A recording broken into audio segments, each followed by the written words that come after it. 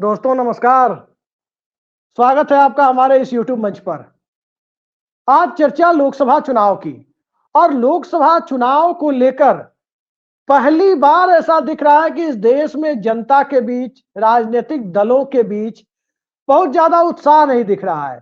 चारों तरफ उदासीनता दिख रही है और ये उदासीनता जनता के बीच क्या अपने मुद्दों को लेकर है, राजनीतिक परिस्थितियों की वजह से है, आखिर किस वजह से है? आज इस चीज को हम डिकोड करने की कोशिश करेंगे। साथ ही हम इस बात को भी डिकोड करने की कोशिश करेंगे कि जिन्हें कथित तौर पर भारतीय जनता पार्टी की बी टीम कहा जाता था, हैदराबाद की भी एक पार्टी का जिक्र आएगा कि आखिर उनकी सक्रियता क्यों नहीं है।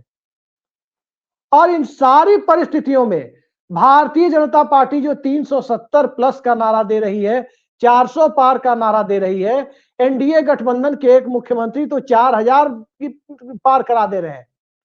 आज ही उन्होंने 4000 लोकसभा सीटें जितवाने की बात कर दी थी। लेकिन इन सब हालातों में देश की जनता का मिजाज किस दिशा में जाता हुआ दिख रहा है और जनता के बीच विमर्श किस स्तर पर चल रहा है, इन सारी परिस्थितियों की पड़ताल करने की कोशिश करेंगे। और इस पड़ताल के लिए हमारे साथ जाने माने राजनीतिक विश्लेषक और शिक्षाविद संदीप मनुधने जी मौजूद हैं। संदीप जी, बहुत बहुत स्वागत आपका, क्योंकि आप लंबे समय से भारत की राजनीति को देख रहे हैं। गैर कांग्रेसवाद से गैर भाजपावाद तक के दौर को आप देख रहे हैं और इन सब के बीच एक दलीय व्यवस्था का खात्मा, बहुदलीय गठबंधन का दौर और बहुदलीय गठबंधन के बाद एक दलीय व्यवस्था को भी पिछले 10 सालों से आप देख रहे हैं। क्या कारण है कि इस देश का मतदाता वर्ग, इस देश में पॉलिटिकल क्लाइमेट को सींचने वाला वर्ग, जिसको कुछ हद तक लोग इन्फ्लुएंसर भी कहते हैं, कुछ हद तक लोग उसे कहते हैं कि पॉलिटिकली अवेयर कम्युनिटी, जी, वो भी उत्साहहीन दिख रहा है। राजनीतिक दलों में भी पहले जैसा उत्साह नहीं दिख रहा है। ऐसा हो क्या गया है इस देश में कि लोकतंत्र का महापर्व नीरस सा दिखाई दे रहा है?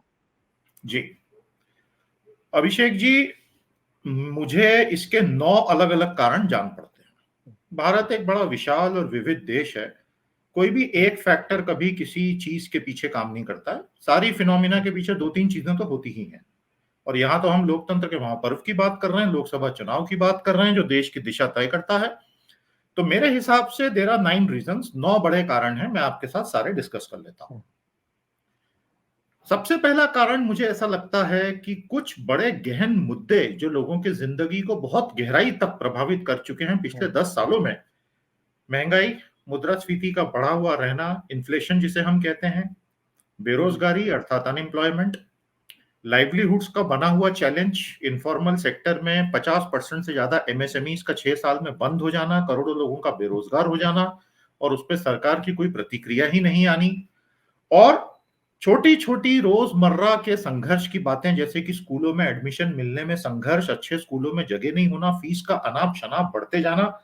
और ये तो एक ऐसा फैक्टर है जिसकी वजह से भारत की प्रजनन दर गिरना शुरू हो गई है और 1.99 पर आ गई है, जबकि रिप्लेसमेंट रेट होता है 2.1। तो मुझे लगता है कि एक उदासीन जी एक उदासीनता का बड़ा कारण, मतलब मैं 9 कारण गिनाऊंगा। सबसे पहला कारण मुझे लगता है कि लोगों के जीवन में जो संघर्ष है वो रियल है, वो वास्तविक है। गोदी मीडिया उसको छुपा ले अपनी रंगीन तस्वीरों से, वो एक अलग बात है। लेकिन जो हमारी लिव्ड रियलिटी जिसको हम कहते हैं, कि जो हमारी जीवंत वास्तविकता है, वो तो वही है ना। वो किसी गोदी मीडिया की चमक दमक से दूर तो नहीं हो जाएगी।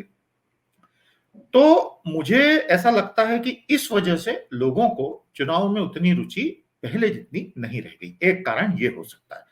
और मैं अभी ये पूरे 9 कारण एक एक करके कवर करूंगा। आप मुझे कहीं भी रोककर प्रति प्रश्न करके वैल्यू एडिशन करवा सकते हैं। आप कंटिन्यू करें। दूसरा बड़ा कारण जो मुझे लगता है अभिषेक जी, वो ये है कि हीट वेव एक सच्चाई बन चुकी है दक्षिण एशिया के लिए। हमारे यहाँ 2021 से ही हीट वेव 2 से 3 महीनों तक चलने वाला एक ऐसा भीषण प्रकोप बन चुका है पूरे पेनिनसुलर इंडिया के लिए, खासतौर पे नॉर्थ इंडिया के लिए। जिन लोगों को ज्योग्राफी का अंदाजा है उन्हें इन चीजों के बारे में ज्यादा पता है कि इसे डेबिलिटेटिंग हीट कहते हैं। आप मौसम विशेषज्ञों से बात करेंगे तो एक होती है सामान्य हीट और एक होती है मुरझा देने वाली हीट, डेबिलिटेटिंग हीट। तो ये डेबिलिटेटिंग हीट का क्या कॉन्सेप्ट है? इसका मतलब यह है कि जो सड़क पे काम करने वाले लोग हैं, कंस्ट्रक्शन वर्कर्स हैं, ठेले वाले हैं, रेडी वाले हैं, डिलीवरी बॉयज हैं, सफाई कर्मचारी हैं, ये दिन में काम ही नहीं कर सकते बाहर, क्योंकि जो वेट बल्ब टेम्परेचर है उसकी ह्यूमन सीमा पार हो जाती है और जी इंसान बेहोश होकर गिर सकता है। अब वो बहुत टेक्निकल मुद्दा है, मैं उसमें अभी जाना अवॉइड करूंगा। जी मैं मोटा मोटा सिर्फ इतना बता रहा हूं कि हीट वेव अब एक सच्चाई है उत्तर और मध्यम भारत के लिए तो निश्चित तौर पर। 2021, 2022, 2023 में सैकड़ों मौतें हीट वेव से हुई है और इस साल भी मौसम विभाग ने पहले से ही चेतावनी जारी कर दी है, जिसको चुनाव आयोग ने भी दोहरा दिया है। और हमारा लोकसभा का चुनाव आदर्श रूप से मार्च तक समाप्त हो जाना चाहिए था, नहीं, लेकिन आपने उसे जो बात कही संदीप जी, जो बात आपने कही, आपको याद होगा कि जब आनन फानन में संसद का विशेष सत्र बुलाया गया, पहली बार आपने देखा कि इस देश में कोई स्पेशल सेशन हो और उसका कोई कारण निर्धारित ना बताया नहीं गया हो, निर्धारित कारण। महिला आरक्षण को पारित कराकर उस वक्त तो ये चर्चा बहुत जोरों पर थी कि स्पेशल सेशन बुलाने का मतलब ही ये है कि सरकार नवंबर दिसंबर में 5 राज्यों के साथ लोकसभा में चुनाव में जाना चाहती है। बिल्कुल और बिल्कुल उस वक्त महिला आरक्षण की जो राजनीतिक मलाई खाने की कोशिश हुई, उसमें ओबीसी का मुद्दा इतना जबरदस्त तरीके से, ओबीसी एससी एसटी का मुद्दा इतने जबरदस्त तरीके से सामने आ गया कि पूरा बिल्कुल। रायता बिखर गया और नैरेटिव ही बदलता दिखा। तब भारतीय देखिए जनता पार्टी ने नवंबर दिसंबर में चुनाव कराने के विचार को त्याग दिया। क्या आपको देखिए लगता है कि ये विचार त्याग देना ये बहुत बड़ा राजनीतिक ब्लंडर हो सकता है बीजेपी के पॉइंट ऑफ व्यू से? हीट वेव से वोटिंग परसेंटेज में कुछ सामाजिक समूहों में फर्क पड़ेगा। कुछ ऐसे सोशल ग्रुप्स हैं जिनका वोटिंग परसेंटेज गिरता है हीट वेव में। खास तौर पर एलीट वर्ग जो है, अभिजात्य वर्ग के लोग जो हैं, वो 11 से 5 बजे के बीच में वोटिंग देने तो जाएंगे ही नहीं, बहुत कम हो जाता है। इसके ऊपर बड़े बड़े रिसर्च भी हुए हैं, ये सिर्फ कही सुनी बातें नहीं है। इस पे गंभीर स्कॉलरली रिसर्च भी हुआ है कि heat waves have a direct bearing on the voting percentage. और भारत जैसे देश में तो ये बहुत ज्यादा होगा। इंडिया अलायंस के लिए यहाँ एक मौका है, अगर वो वोटर मोबिलाइजेशन ढंग से कर ले तो 2-4% तो वोटिंग अपने फेवर में वैसे ही करवा सकता है हीट वेव से। लेकिन अब वो उतना कर पाएंगे या नहीं, ये तो अब समय बताएगा, 4 जून को पता चली जाएगा। जहां तक आपने संसद के विशेष सत्र की बात की, तो मैं एक बात आपके नोटिस में और आपके दर्शकों के नोटिस में लाना चाहता हूं कि आपने जैसा कहा कि महिला आरक्षण के चक्कर में एससी एसटी ओबीसी का मुद्दा इतना उलझ गया कि भाई उसके अंदर सब सेगमेंट आपने किया कि नहीं, कि मोदी जी उससे घबरा के चुनाव को स्थगित कर बैठे। देखिए, कास्ट सेंसस और कास्ट सेंसस करवाने के बाद पैदा होने वाले जटिल सवाल और रिजर्वेशन की सीमा बढ़ाना और इत्यादि जुड़े सवालों से घबरा कर ही भारत का दशकीय राष्ट्रीय जनगणना ही 2021 से पोस्टपोन की जा चुकी है। इतिहास में कभी नहीं हुआ ऐसा। और सारे पॉलिसी एक्सपर्ट्स पिछले 3 सालों से, आप सारे अखबार उठा के देख लीजिए, इकोनॉमिक टाइम्स हो, हिंदू हो, बिजनेस स्टैंडर्ड हो, सेंसस कराइए, ये बार बार बोल रहे हैं। सरकार सेंसस ही नहीं करा रही है और पूरे देश का नीति निर्माण बिना सेंसस के हो रहा है। इसीलिए सुप्रीम कोर्ट को अभी 2 करोड़ लोगों के लिए अलग से नेशनल फूड सिक्योरिटी एक्ट में उनको इंक्लूड करो आदेश दिलवाना पड़ा। पीआईएल दाखिल हुई, 2 करोड़ एक्स्ट्रा लोगों को ऐड करो, क्योंकि सेंसस ही नहीं हुआ है तो वो पुराना डेटा यूज हो रहा है 2011 का। इसके बहुत गंभीर परिणाम होते हैं। आपने सेंसस तो टाल दिया, करोड़ों लोग जो इस दौरान बढ़े हैं उनको मिलने वाले एंटाइटलमेंट नहीं मिल पा रहे हैं। तो ये क्योंकि आपने बोला इसलिए मैंने ऐड किया। तो हमारे 2 मुद्दे अभी तक हो गए कि कुछ तो रियल इश्यूज हैं, दूसरा है हीट। तीसरा मुद्दा मुझे लगता है कि ठाकुरों और क्षत्रियों में 2 राज्यों में जो अभी गुस्सा काफी ज्यादा फैल गया है बीजेपी के प्रति, गुजरात और उत्तर प्रदेश, ये कहीं ना कहीं पूरी की पूरी पिच को चेंज कर रहा है। गुजरात की कहानी आपको पता ही है, वहां पे क्षत्रियों में काफी क्रोध है बीजेपी के खिलाफ। वो अपने आप में पूरा टॉपिक है, मैं उस टॉपिक को नहीं खोलूंगा। और उत्तर प्रदेश में भी जिस तरह से ठाकुरों के साथ व्यवहार हुआ है और उनकी ताकत को कम करने की कोशिश की गई है, जबकि धर्म के नाम पे उनसे सारे वोट लिए गए हैं, तो उस वजह से इस बात का बहुत डर है कि उनकी तरफ से एक डिसएन्चेंटमेंट की स्थिति बनती जा रही है। और बल्कि मैं कहूंगा कि वो आगे बढ़ के बीजेपी के खिलाफ भी जा सकते हैं। तो तीसरा मुद्दा एक ये भी है। चौथा मुद्दा ये है कि उत्तर प्रदेश जो सबसे बड़ा सूबा है देश का, वहां पर तो खुल के लोग ये बोलने लग गए हैं कि अगर मोदी जी मेजॉरिटी से जीत गए तो योगी जी सीएम नहीं रह पाएंगे। हम्म, और अगर ये बात आम जनता के बीच उत्तर प्रदेश में है, जो कि ये मैं नहीं बोल रहा हूं, ये मैं तमाम लोगों से बात करके और वीडियोस देख के और फीडबैक देख के बता रहा हूं, जी, लोग ऐसा कह रहे हैं कि अगर मोदी जी सुपर मेजोरिटी से फिर से आ जाते हैं हम्म, तो योगी जी, क्योंकि अब अंतिम ताकतवर चीफ मिनिस्टर बचे हैं बीजेपी इकोसिस्टम में, जी, बाकी सारे के सारे चीफ मिनिस्टर्स की स्थिति क्या है आप बेहतर जानते हैं। सारे पपेट चीफ मिनिस्टर्स हैं जिनको दिल्ली से चलाया जाता है। जी, तो योगी जी का भी वही हश्र होगा, ये बात लोगों के मन में बैठ गई है। तो अगर ऐसा है तो वो बीजेपी के खिलाफ तो नहीं जाएंगे, लेकिन या तो नोटा कर देंगे या घर पे बैठ जाएंगे। तो कहीं ये तो उदासीनता का कारण नहीं है। ये मेरा चौथा एनालिसिस था। पांचवा कारण जो मुझे लगता है अभिषेक जी, जनरल वोटर उदासीनता और जो माहौल में ठंडक है। देखिए, जनवरी में भारत के आधुनिक इतिहास का बहुत बड़ा इवेंट हुआ था, जिस इवेंट के पीछे वर्तमान सरकार ने अपनी पूरी ताकत 15 दिनों तक झोंक दी थी, जी, राम मंदिर का उद्घाटन। तो जब अयोध्या में भगवान श्री राम के मंदिर का उद्घाटन किया गया, पूरे देश को भगवा रंग से पोत दिया गया, घर घर में झंडे लगा दिए गए। जी, हमारे उत्तर भारत के, मध्य भारत के सभी शहरों में सड़कों को सब तरफ भगवा ध्वज युक्त कर दिया गया।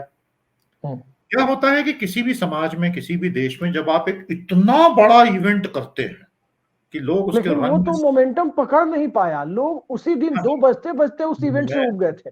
जी मैं उसी उसी पॉइंट पर ही आ रहा था। तो वो जो 15 दिन का लोग इन्वॉल्व हुए, उसमें आपकी हम्म, इमोशंस इन्वॉल्व होते हैं ना, लोग भावनात्मक रूप से जुड़े होते हैं ना, ये कोई हल्के मुद्दे तो जी, है नहीं। तो आदमी थकता भी तो है ना उसके बाद। फैटिग आप पूरी फैक्टर। तरह, फटीग फैक्टर होता है, आप हम्म, पूरी तरह भावनात्मक रूप से उसमें इतने दिनों तक उलझे रहे। स्वयं प्रधानमंत्री जी पूरे दक्षिण भारत के चक्कर लगाते रहे, सब मंदिरों जी, में, रोज टीवी, गोदी मीडिया, व्हाट्सएप पे एक तरफा नैरेटिव। और लोगों ने उसको बहुत एंजॉय भी किया है, लोगों को बहुत अच्छा जी, भी लगा है। तो थकता है ना आदमी। आदमी के भीतर कोई ऊर्जा का असीमित भंडार तो नहीं होता है ना भाई साहब। Hmm, ultimately you get tired after an adventure, then you want to take rest. जी, तो कहीं ना कहीं मुझे ऐसा लगता है कि उससे पैदा हुआ फटीग भी हमें कहीं ना कहीं दिख रहा है। हम्म, और हो सकता है कई लोग मेरी इस बात से डिसएग्री करें, कोई दिक्कत नहीं, लेकिन मुझे ऐसा लगता है कि उसने अपना एक रोल निभाया है।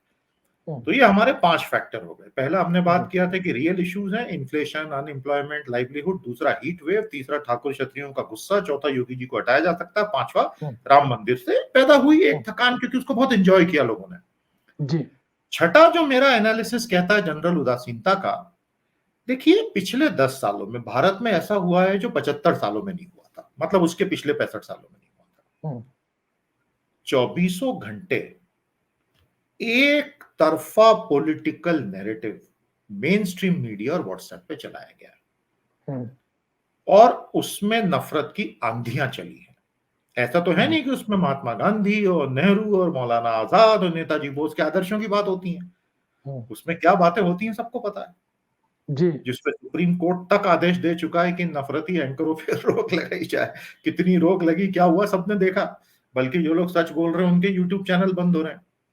हम्म, ये जो 10 साल से एक तरफा गोदी मीडिया का हमला हुआ और व्हाट्सएप का हमला हुआ है, आदमी का दिमाग कितना एब्जॉर्ब करेगा आप मुझे बताएं। आदमी जी, थकेगा नहीं। वही वही वही वही वही वही लगातार लगातार लगातार। एक सीमा होती है ना, जी, उसमें ब्रेक कहीं नहीं होता है। आप एक बात नोटिस करें, हम्म, गोदी मीडिया 7 दिन की छुट्टी पे नहीं जाता है। वहां कोई छुट्टी नहीं है गोदी मीडिया में। जी, व्हाट्सएप यूनिवर्सिटी में छुट्टी नहीं होती है। चौबीसों घंटे काम चलता है। तीन सबसे मेहनती लोग यही है भारत के आज। बाकी सब आलसी हैं। मेहनत तो भारत में बस यही लोग कर रहे हैं। यही जी, बना देंगे भारत को 50 ट्रिलियन की इकोनॉमी। बाकी तो सब लोग पता नहीं पत्थर ही तोड़ रहे हैं। तो मुझे लगता है इससे पैदा हुआ एक इमोशनल ड्रेन जो हुआ है, वो कहीं ना कहीं भारी ना पड़ जाए लोगों को, मतलब सत्ताधीशों को। और फिर से मैं कहूंगा कि ये मेरा अपना एनालिसिस है, क्योंकि मैं चीजों को समग्रता में देखने का आदी हूं हम्म, और बरसों तक चीजों को ऑब्जर्व करने के बाद ही अपनी राय भी बनाता हूं। तो आप में से आपके कई दर्शक हो सकता है मुझसे इस पे सहमत नहीं हो। अपनी राय कमेंट्स में जी, जरूर बताइएगा। मेरे आपके सभी सातवें दर्शकों फैक्टर पे आइए सर। जी, सातवां फैक्टर ये है कि भाजपा के मुख्यमंत्रियों की स्थिति देखी है आपने? पपेट सीएम्स हैं। अगर मैं एक वोटर हूं तो मैं क्या सोच रहा हूं कि मध्य प्रदेश में मैंने शिवराज सिंह चौहान को देख के वोट दिया था, लाडली बहना योजना। अब हुआ क्या, वो तो कहीं किनारे कर दिए गए और कोई दूसरे सज्जन मुख्यमंत्री बन गए। तो जब मेरे वोट का हश्र ये है कि मैं जिसको देख के वोट देता हूं वो तो कहीं पिक्चर में ही नहीं रहता है, कोई भी दूसरा व्यक्ति आ जाता है, तो मेरे वोट की कीमत क्या है? तो मेरे किसी भी पॉलिटिकल डिस्कोर्स की कीमत क्या है? मैं आपको क्योंकि इसी से जुड़ा हुआ एक फैक्टर आपके सामने रखता हूं। आपने मध्य प्रदेश का जिक्र किया, 2005 में शिवराज सिंह चौहान ऐसे ही उमा भारती को मिले मैंडेट के बाद 2.5-3 साल बाद मुख्यमंत्री बनाए गए थे, 2006 में, 5 या 6 में।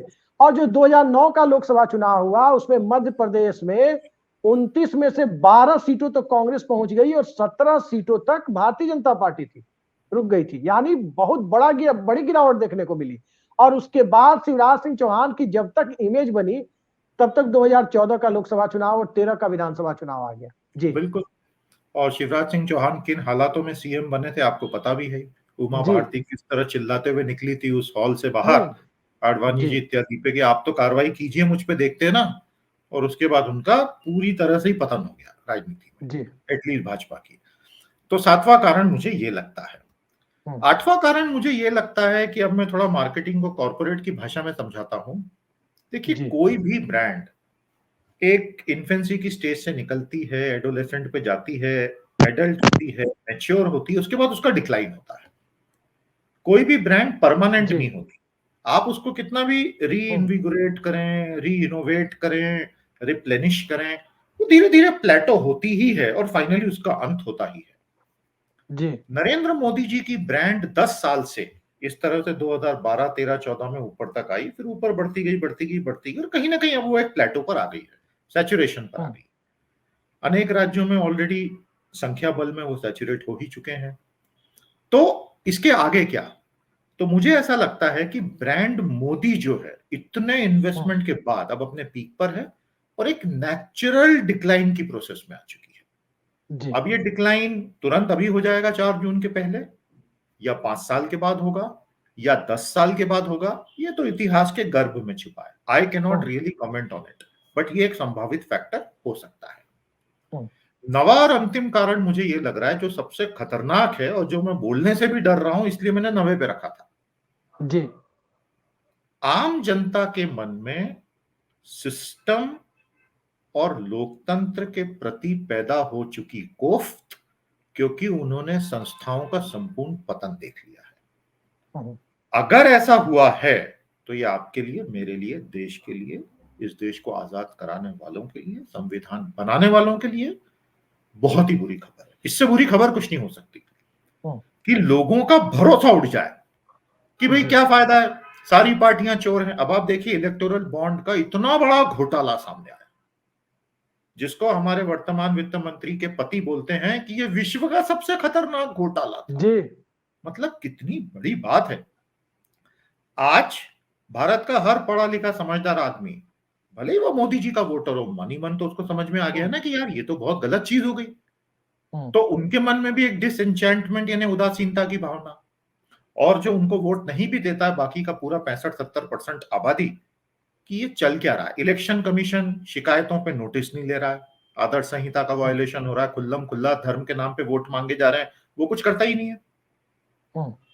बाकी की संस्थाओं का पतन, कैग कहां गायब हो गया किसी को पता ही नहीं चला, जिसने यूपीए की सरकारों को डुबा दिया। वो कैग भारत में है भी क्या? कंट्रोलर एंड ऑडिटर जनरल, लोगों को पता ही नहीं है। लोकपाल का एक ही काम है, अपोजिशन के एमपीज को नोटिस भेजो।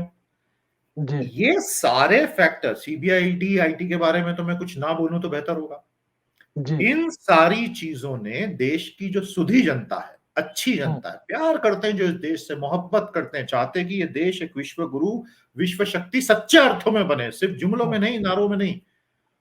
अगर उनके मन में उदासीनता आ गई है तो ये खतरे की घंटी है हमारे लिए।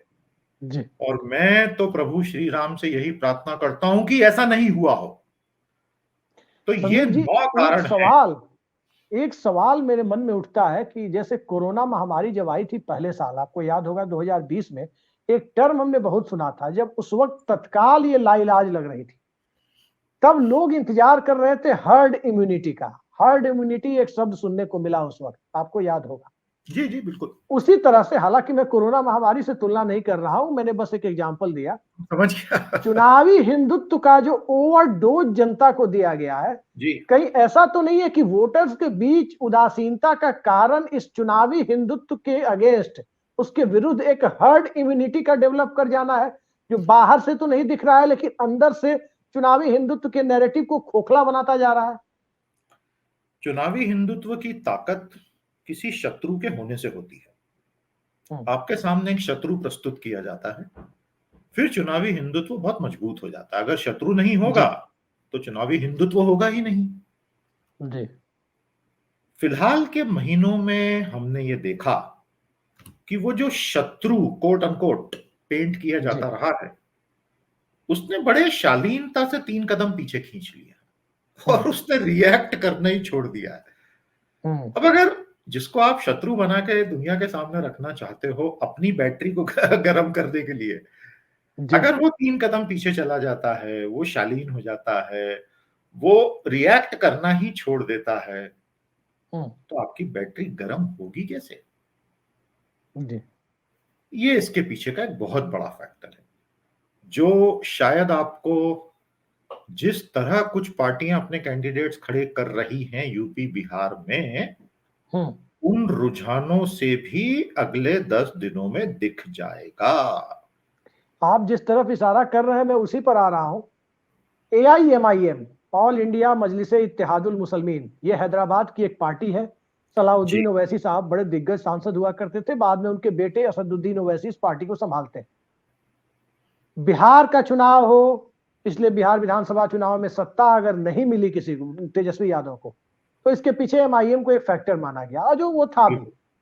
उत्तर प्रदेश के चुनाव में MIM की एंट्री ने, यानी असदुद्दीन ओवैसी की पार्टी की एंट्री ने कई सीटों पर राजनीतिक समीकरणों को बिगाड़ा, विपक्ष के लिहाज से कहे तो। महाराष्ट्र में पिछले लोकसभा चुनाव में प्रकाश आंबेडकर के साथ अलायंस कर, प्रकाश आंबेडकर को भले ही कुछ नहीं मिला लेकिन औरंगाबाद की एक सीट मिल गई थी MIM को। बिल्कुल बिल्कुल बिल्कुल। और पूरे राज्य में कहा जाता है कि 10 या 12 सीटों पर उस वक्त का जो UPA गठबंधन था, जिसे आज हम इंडिया गठबंधन कहते हैं, उसके कैंडिडेट के लिए उसने मुश्किलें पैदा की।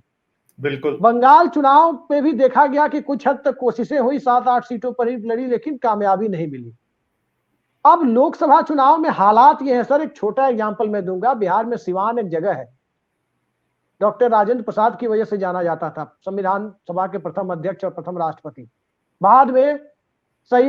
बाद में मोहम्मद शहाबुद्दीन की वजह से जाना गया, उनके बाहुबल की वजह से। लेकिन शहाबुद्दीन के ऊपर कभी भी कम्युनल होने का लेवल किसी ने नहीं लगाया। और आज स्थिति यह है कि उनकी पत्नी को MIM टिकट लेकर दरवाजे पर खड़ी है और मना कर रही है कि मैं निर्दलीय चुनाव लड़ूंगी। ये है मुसलमानों का MIM के प्रति, हैदराबाद से बाहर की बात करें तो मुसलमानों का MIM से को और उसके खेल को समझते हुए दूरी बनाने की एक नई रणनीति, जिसे आप पढ़ने की कोशिश कर सकते हैं कि शहाबुद्दीन की पत्नी चुनाव लड़े और उसको कोई पार्टी टिकट देने के लिए तैयार ना हो, और हिना साहब जी चुनाव लड़ने जाए तो उनको MIM टिकट देने के लिए तैयार हो और वो चुनाव ना लड़े MIM के टिकट पर, वो निर्दलीय जाने के लिए तैयार हो जाए। ये बहुत बड़ा चेंज है, इसको समझने की कोशिश कीजिए। बहुत बड़ा चेंज है कि MIM का टिकट मोहम्मद शहाबुद्दीन की पत्नी ने मना कर दिया। बिल्कुल। उत्तर प्रदेश में कैंडिडेट नहीं है, बिहार में किशनगंज पर अब तक कैंडिडेट है, और सीमांचल इलाका जो उनका असर जहां सबसे ज्यादा था, बाकी सीटों से तारिक अनवर के खिलाफ, पप्पू यादव के खिलाफ, हर जगह उन्होंने कैंडिडेट हटाने शुरू कर दिए। क्या कारण है? क्या मुसलमानों ने हाथों हाथ नहीं लिया, या हालात कुछ और है? मुझे ऐसा लगता है 2 कारण हैं, 2 फैक्टर्स हैं जो इसके पीछे काम कर रहे हैं। कोई तीसरा भी हो सकता है, समय के साथ पता चलेगा। अभी तो हम सिर्फ गेस वर्क ही कर सकते हैं, हम गलत भी हो सकते हैं। पहला तो यह है कि इतने वर्षों से लगातार जो वोट कटवा पार्टी होने का एक आरोप लगता रहा है, वो कहीं ना कहीं अब लोगों के दिल में उतर चुका है कि भाई इनका साथ देके हम ब्रॉडर पिक्चर और अपने ब्रॉडर हितों का बहुत नुकसान कर देते हैं। और इसलिए कहीं ना कहीं बल्क में मुस्लिम समाज ने तय किया होगा कि इन्हें समझाया जाए कि भाई आप यहाँ कैंडिडेट मत खड़ा करो। और वो दबाव इतना रहा होगा कि फिर मोदी जी के कहने का भी असर नहीं आया होगा। तो पहला फैक्टर तो ये हो सकता है। दूसरा ये है कि तेलंगाना में सरकार बदल चुकी है। कांग्रेस की सरकार आने के बाद अब उनके साथ भी उनको लोकल इक्वेशन तो अपनी अच्छी बना के रखनी पड़ेगी ना जी। तो कुछ उस लोकल इक्वेशन का भी असर हो सकता है, दबाव होगा, मुझे पता नहीं, प्यार मोहब्बत की बातें हुई होंगी, मुझे पता नहीं। तो ये सारे फैक्टर्स मिलजुल के हमारे इस पॉइंट पर आते हैं, 90 पॉइंट पर ही, ये आपने बिल्कुल सही कहा कि जब से तेलंगाना में सरकार कांग्रेस की आई है, जब से बीआरएस की केसीआर की सरकार गई है, ओवैसी साहब का रुख कुछ अलग दिखा है। मैं व्यक्तिगत तौर पर उनका बहुत बड़ा फैन हूं, उनके भाई अकबरुद्दीन ओवैसी का फैन नहीं हूं मैं, उनकी बातों से इत्तेफाक नहीं रखता, लेकिन असदुद्दीन ओवैसी साहब का फैन इसलिए हूं क्योंकि असदुद्दीन ओवैसी अल्पसंख्यक हितों की बात करते हैं, सबको करनी चाहिए अपने समुदाय के हितों की बात, कभी भी किसी बहुसंख्यक समुदाय के खिलाफ या किसी और समुदाय के खिलाफ वो बयान नहीं देते। इस वजह से मैं उनका फैन हूं। लेकिन उनकी राजनीतिक पॉलिटिकल एक्टिविटी को देख करके साफ साफ लगता था कि उनकी एक्टिविटी की वजह से भारतीय जनता पार्टी को चुनावी फायदा हो रहा है। तो कांग्रेस के आने के बाद क्या आपको लगता है कि हैदराबाद में पर्दे के पीछे कोई डील हुई हो? 100% लगता ही है ना, तभी तो ये बाहर परिवर्तन आ रहा है ना। डील शब्द का पता नहीं मैं यूज करूंगा कि नहीं, लेकिन एक समझ, एक अंडरस्टैंडिंग शायद हुई होगी। और राजनीति में तो साम दाम दंड भेद सभी चलता ही है, सभी पार्टियां इस्तेमाल करती हैं। 10 साल में तो कितना हुआ है, हम देख ही रहे हैं कैसे पार्टियों को तोड़ा गया है। तो उसके सामने तो ये कुछ भी नहीं है, किसी ने एआईएमआईएम को तोड़ा तो है ही नहीं तेलंगाना में जी। लेकिन कांग्रेस की सरकार बनने के बाद और पिछले 10 सालों तक इनकी गतिविधियों के कारण मुस्लिम समाज की तरफ से भी एक पुशबैक आया होगा, उसका मिला जुला असर हुआ हो सकता है। तो कुल मिलाकर ये 9 कारण मुझे लगते हैं जो अभी ठंड का माहौल है चुनावी सरगर्मियों में। लेकिन जैसे जैसे वोटिंग के दिन पास आएंगे तो नेचुरली गतिविधियां बढ़ेंगी, ऐसा तो नहीं है कि सब ठंडा रहेगा। पर हाँ, सामान्य चुनावों से तो इस बार का चुनाव फिलहाल काफी ठंडा चल रहा है। हीट वेव है लेकिन चुनाव ठंडा है। एक मायावती को लेकर, बहुजन समाज पार्टी को लेकर भी चर्चा हो रही थी पहले, पिछले कई चुनाव से आप देखें, 2022 के उत्तर प्रदेश के चुनाव को देखें, उस वक्त कहा गया कि पूरी तरह से बहुजन समाज पार्टी लगभग बेजार सी पड़ी हुई थी, वोट प्रतिशत बसपा का गिरता जा रहा था और चंद्रशेखर रावण आगे आते जा रहे थे। यह भी देखा जा रहा था कि वो उनकी आइडेंटिटी बन रही थी जो वोटों में कभी भी कन्वर्ट हो सकती थी। इस चुनाव में दो चीजें देखने को मिली। अखिलेश यादव ने पहले, समाजवादी पार्टी ने समर्थन देने का रुख दिखाया चंद्रशेखर रावण को, फिर बाद में वो पीछे हट गए और बहुजन समाज पार्टी ने भी सक्रियता के साथ चुनाव लड़ने की बात करनी शुरू कर दी।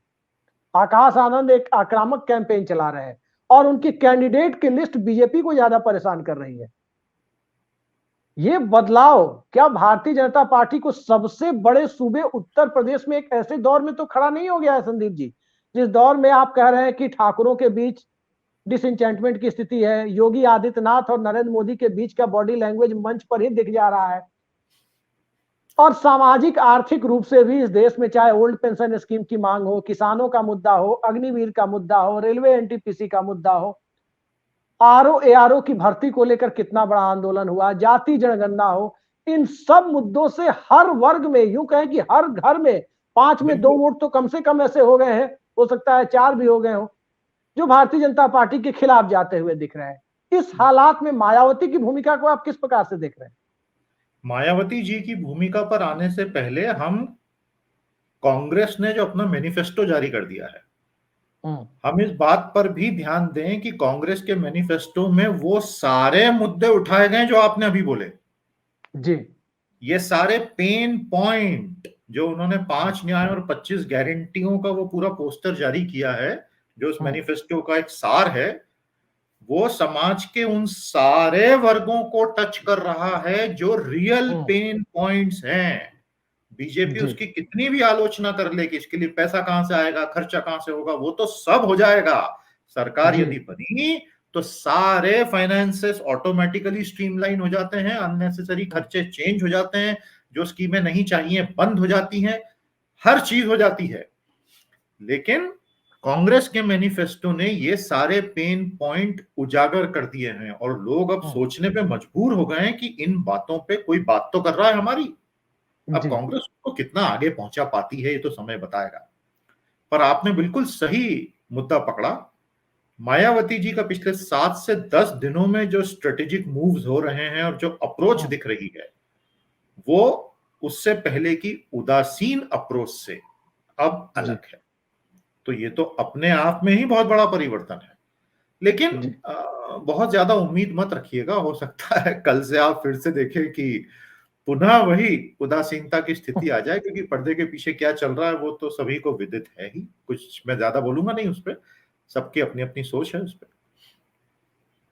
मोदी जी के मैथमेटिक्स जो पढ़ाते हैं उसमें उदासीनता वोटर्स के बीच, और जो संभावना आप जता रहे हैं कि ऐसा हो सकता है कि मायावती की उदासीनता भी दिखने लगे कहीं, तो उदासीनता स्क्वायर मोदी जी के मैथमेटिक्स के अकॉर्डिंग उदासीनता स्क्वायर कहीं बीजेपी के लिए और ज्यादा बैकफायर न कर जाए, वो तो इनटू वो ब्रैकेट संभावना है। स्क्वायर लेकिन अब भी निकल आएगा उसमें से फिर। आखिरी सवाल पर हम आते हैं।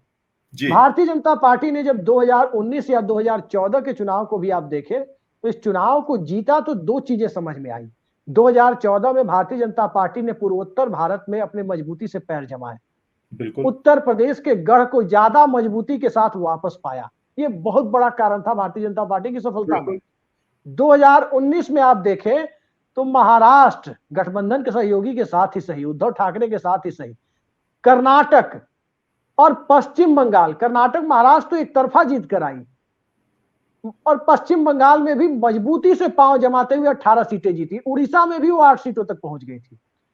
अब मोटे तौर पर हम लोग देख रहे हैं कि पश्चिम बंगाल का किला ऑलमोस्ट दरक चुका है। महाराष्ट्र में सेंटिमेंट ही खिलाफ दिख रहा है। कर्नाटक में भारतीय जनता पार्टी के लिए पांव रखने की जमीन कितनी बची है उसको लेकर हमारे मतांतर जरूर हो सकते हैं, लेकिन सीटें बड़ी बड़ी संख्या में कम होती हुई दिख रही है। मोटे तौर पर यह दिख रहा है कि गुजरात के बाहर बीजेपी सिर्फ हिंदी भाषी भारत में चुनाव लड़ती हुई दिख रही है। लेकिन एक और चीज संदीप जी इसके साथ दिख रही है कि जितने जो 9 पॉइंट्स आपने उठाए उनमें से अधिकांश पॉइंट्स, अधिकांश मुद्दे इन्हीं हिंदी भाषी भारत के वोटर्स को भी सबसे ज्यादा प्रभावित करते हुए दिखाई दे रहे हैं। आबादी सबसे ज्यादा वही है ना जी। तो इस गैंगेटिक प्लेन में आप किस तरह से देख रहे हैं? यूपी, बिहार, मध्य प्रदेश की भी बात करें, भले ही गैंगेटिक प्लेन से उसको थोड़ा बाहर माने, राजस्थान की बात करें जहां बड़ी संख्या में लोग सेना में है, किसानों का आंदोलन हो गया, हरियाणा की बात करें, इस इलाके में भारतीय जनता पार्टी ने जो 100% सफलता दर दर्ज की थी, 26-0 गुजरात में, 25-0 राजस्थान में, 29 में 28 मध्य प्रदेश में, 11 में 9 छत्तीसगढ़ में, उत्तर प्रदेश में 80%, 80 में 64, बिहार में 40 में 39, झारखंड में 14 में 12, हिमाचल उत्तराखंड तो पूरा का पूरा ले गई थी, हरियाणा ये सब राज्य चले गए थे, दिल्ली, ये सब वन साइडेड थे। अब स्थिति अरविंद केजरीवाल की भी गिरफ्तारी हो गई, इसमें आप देखें हेमंत सोरेन की भी गिरफ्तारी हो गई, भारत रत्न को लेकर एक अलग रेवड़ी बटने लगी। वोटर्स पर इन सब का क्या असर पड़ा है, इन गिरफ्तारियों का, इन जांचों का, जनता के अपने मुद्दों का, जो 9 मुद्दे आपने गिनाए, और इन मुद्दों से स्वाभाविक है कि मनुष्य एक समझदार प्राणी है। ऐसा हो ही नहीं सकता कि इन सारे मुद्दों को दरकिनार कर एक बार फिर बिना किसी बालाकोट के, यानी बिना किसी बालाकोट और बिना किसी अच्छे दिन जैसे आस के वोटर एक तरफा भाजपा के साथ चला जाए। क्या आपको लगता है कि वाकई भारत का वोटर इतना ज्यादा राजनीतिक रूप से विमर्श विहीन हो गया है कि इन सारी चीजों पर जाकर बीजेपी को वोट कराएगा?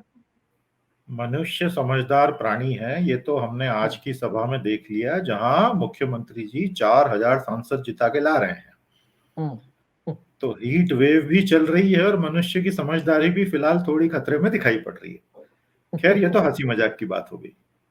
आप जिस हिंदी क्षेत्र की बात कर रहे हैं और जिन स्टेट्स को आपने गिनाया, उत्तर पूर्वी राज्यों के बारे में तो अब जितना कम कहूं उतना बेहतर है, क्योंकि कई जगह तो ये ऑफिशियली कैंडिडेट ही नहीं दे रहे हैं। मणिपुर के बाद क्या हालत हो गई आपको पता है।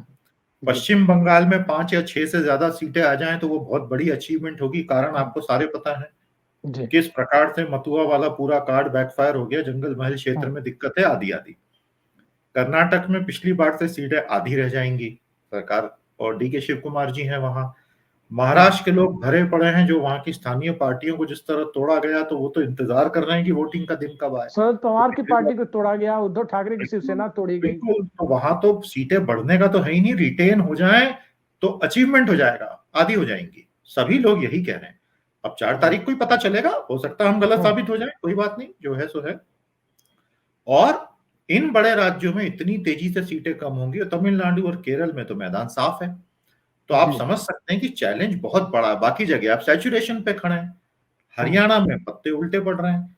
केजरीवाल की गिरफ्तारी ने दिल्ली, पंजाब और हरियाणा में बेवजह की नई दिक्कतें खड़ी कर दी हैं, क्योंकि केजरीवाल बेहद चतुर राजनेता है। वो तो एक एक, आज उन्होंने सामूहिक उपवास रखवा दिया, फिर वो व्हाट्सएप पे मैसेजेस बुलवा रहे हैं, उनकी मैडम जो है टीवी पर आके बार बार संदेश दे रही हैं। तो केजरीवाल इस चीज का पॉलिटिकल माइलेज लेने में उस्ताद हैं। संजय सिंह की रिहाई हुई, आपको उनका भाषण सुनना चाहिए था। उस भाषण के अंत में उन्होंने पूरा गाना गाया, और सिर्फ मुखड़ा नहीं गाया, उसमें 2 अंतरे भी पूरे गाए, और लोग जोश में साथ गा रहे थे। ये छोटी बात नहीं है, भारत की कोई और पॉलिटिकल पार्टी में ऐसा नहीं होता है। तो ये कमिटेड काडर है उनका। आपको लगता है ये चुप बैठेंगे देख के कि केजरीवाल अंदर हैं? अब वो अंदर सही कारणों से हैं, गलत कारणों से अलग बात है। और आपके सारे सवाल का फाइनल राहुल जवाब, गांधी की भारत जोड़ो यात्रा ने भी कुछ असर डाला है क्या, या खड़गे जी एक दलित नेता के रूप में उनकी अध्यक्ष के तौर पर ताजपोशी है? उस पर 1 मिनट में आता हूं। आपके पिछले सवाल का फाइनल सार एक लाइन में दूंगा। इलेक्टोरल बॉन्ड का सुप्रीम कोर्ट से अगर यह आदेश नहीं आया होता, तो आज का पूरा डिस्कोर्स हमारा अलग होता। जी। इलेक्टोरल बॉन्ड का भांडा फूट जाने से बीजेपी अब करप्शन पे बात नहीं कर पा रही है, क्योंकि उनका खुद का इतना बड़ा स्कैम बाहर आ गया है। वो नहीं मानते कि ये स्कैम है, नेचुरली वो मानेंगे भी नहीं। और फाइनेंस मिनिस्टर के पति बोल रहे हैं कि पूरे विश्व का सबसे बड़ा स्कैम है। परकला प्रभाकर जी को सुन लीजिए, तो वो तो है ही ना, quid pro quo, give and take तो दिख ही रहा है ना। अब उस पर तो इतने हम प्रोग्राम कर चुके हैं। तो मेरा ऐसा मानना है कि कुल मिलाकर ये सारे फैक्टर्स ने बीजेपी को बैकफुट पे डाला है, और हिंदी पट्टी में भी कहीं कहीं वो बहुत मजबूत है, अच्छा परफॉर्म करेंगे। बट राजस्थान में जमीन बहुत दरकी है। अब अपोजिशन यानी इंडिया अलायंस, इनकी क्या क्या कमियां हैं वो भी मैं फटाफट बता देता हूं जी। एक तो ये अपना मैनिफेस्टो कॉमन बना नहीं पाए। अगर इंडिया अलायंस वाले अपना कॉमन मैनिफेस्टो भी बना लेते, बहुत फर्क पड़ता उससे। तो अभी क्या हो रहा है, कांग्रेस अपना मैनिफेस्टो अलग दे रही है, कम्युनिस्ट लोग अपना अलग दे रहे हैं, समाजवादी पार्टी अलग देगी। विविध देश है, बड़ा देश है, इसलिए ये कभी आसान होना भी नहीं था एक मैनिफेस्टो। लेकिन अगर हो गया होता तो आप समझ लीजिए कि last nail in the coffin वाली स्थिति हो जाती। लेकिन वो नहीं हो पाया। फिर भी चलो ठीक है, बाकी लोगों ने अपना मैनिफेस्टो दिया। बीजेपी तो अभी अपनी कमेटी बना के बैठी है, और उनका मैनिफेस्टो का हमें इंतजार है, ताकि हम कांग्रेस और बीजेपी के मैनिफेस्टो को side by Akhilesh side. Yadav भी अपने अलग मैनिफेस्टो बना रहे हैं, वही एनडीए में नीतीश कुमार की पार्टी भी अपने अलग मैनिफेस्टो के साथ शायद सामने आए, ममता बनर्जी भी आ सकती है। बिल्कुल बिल्कुल। तो फिलहाल कांग्रेस का सिर्फ इतना कहूंगा कि जो एक लीड उनको मिल गई थोड़ी सी, एक बहुत प्रगतिशील मैनिफेस्टो उन्होंने दिया है, जिसमें जो 5 न्याय और 25 गारंटी की बात की है। अब मार्केटिंग में वो ढीले ढाले हैं, सब लोगों तक एग्रेसिवली बात पहुंचा नहीं पाते हैं, उनकी कमजोरी। उनके पास व्हाट्सएप यूनिवर्सिटी नहीं है, तो सामने वाला जो असेसमेंट दे रहा है लोगों के दिमाग में वो ज्यादा जा रहा है। तो कहीं ना कहीं लोगों को कांग्रेस का मैनिफेस्टो पढ़ना चाहिए, समझना चाहिए, क्योंकि उसमें उनके हितों की बात है। उसके बाद रिजेक्ट कर दीजिए, आपको नहीं जमे तो ये कुल मिला के सारी ये बात है। बहुत विस्तार से आपने हमारे दर्शकों को बताया कि किस प्रकार से इस बार वोटर्स की उदासीनता से लेकर पर्दे के पीछे के खेल तक सब कुछ इस प्रकार से दिख रहा है, जिसमें चुनाव इस देश में हो रहे हैं। ये सिर्फ चुनाव आयोग के विज्ञापन और व्हाट्सएप के कुछ मैसेज को देख करके ही लग रहा है कि इस देश में चुनाव हो रहे हैं, अन्यथा इस देश में चुनाव हो रहे हैं। व्यवहारिक तौर पर पूर्व के अनुभवों को देखकर लगता नहीं कि इस देश में चुनावी माहौल है।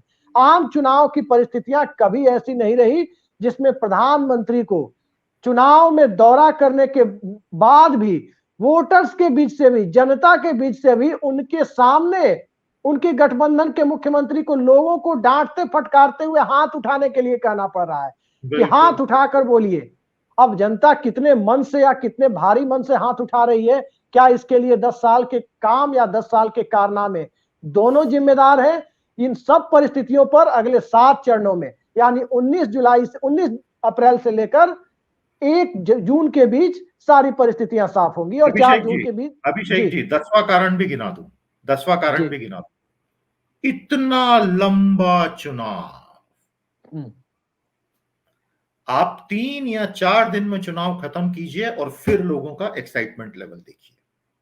लेकिन हम ये भी एक बड़ा ऐसी विचित्र स्थिति में आ चुके हैं कि हर 5 साल में चुनाव लंबे होते जा रहे हैं। संदीप जी, हम भारत के लोगों के मिजाज को थोड़ा क्रिकेट के संदर्भ में आपको बताने की कोशिश करें। हम लोग जब बच्चे थे, ज्यादा पुरानी बात नहीं है, लेकिन तब 5 दिन के टेस्ट मैच में भी लोगों को रुचि रहती थी कि ब्रायन लारा का रिकॉर्ड कौन तोड़ेगा। आज 50-50 लोगों को बोरिंग लग रहा है। भारत में वर्ल्ड कप हुआ लेकिन उतना बड़ा इवेंट नहीं बन पाया। अगर आप 96 के वर्ल्ड कप को देखें, खेल रहा है जी, अब 2020 में भी लोगों के लिए पेशेंस बहुत दिखाई नहीं दे रहा है। उस देश में इतने बड़े चुनाव के लिए लोग धैर्य के साथ इस चुनाव को देखेंगे और इलेक्टोरल पॉलिटिक्स में लोकतंत्र के सबसे बड़े फेस्टिवल को, महापर्व को एंजॉय करेंगे। ये भी एक कारण हो सकता है। लेकिन 10 साल में मोदी जी का काम बोलता है या मोदी जी का कारनामा बोलता है? जनता इस बात का फैसला करने के मूड में जरूर आ चुकी है। इन 10 सालों में बहुत बड़ा तबका ऐसा भी वोटर बना है जिसे मनमोहन सिंह के कार्यकाल की भी याद नहीं है। उसके पीछे की बात तो छोड़ दीजिए, मोदी जी कहानियां सुनाते रहे या राहुल गांधी कहानियां सुनाते रहे, जनता कहानियां सुनती रहेगी। और फैसले 2019 के बालाकोट सर्जिकल स्ट्राइक के बाद की परिस्थितियों में पैदा हुए कृत्रिम राष्ट्रवाद, आर्टिफिशियल नेशनलिज्म के सहारे नहीं, फैसले जनता अपने मुद्दों पर आकर करेगी, ऐसी उम्मीद इस बार दिखाई दे रही है। आज की इस बेहद सार्थक चर्चा में जुड़ने के लिए और हमारे दर्शकों का ज्ञानवर्धन करने के लिए संदीप मनुधने जी, आपने समय निकाला, आपका बहुत बहुत धन्यवाद। नमस्कार। नमस्कार।